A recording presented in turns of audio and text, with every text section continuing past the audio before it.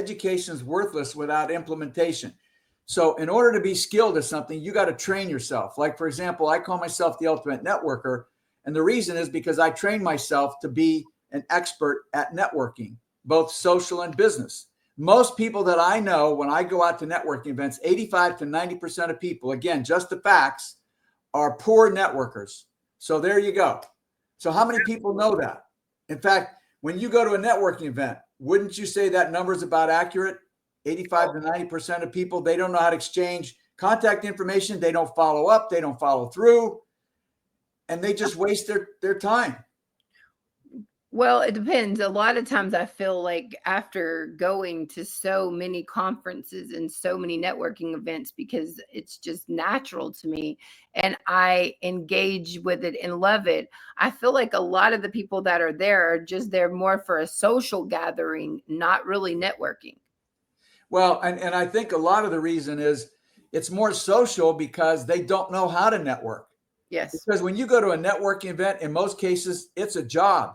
You should look at that as you're going there for your job, not to get away from the office. So it's critical you train yourself how to be a good salesman, how to be a good networker. In fact, how about being a mother? How about being a father? How about being a husband? Are we trained in any of these things? No. So what do you expect? Now, if you're going to be a professional football player, they have coaches and trainers 24/7, right? Yes. That's important. We get married and we have kids, and who's training us? Nobody. Yeah. We don't come with handbooks. We got to give a handbook to, in fact, before people get married, they should probably should spend a year in training. And not only that, but it should be mandatory to live together for a year, because you can really tell in a week's time if you like somebody after living with them.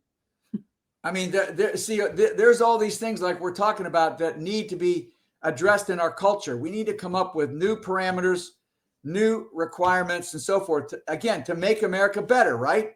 It's really good now, but we got to make things better. And that's our whole mantra. So anyway, I think it's exciting. And remember, folks, the new podcast is going to be called Just the Facts.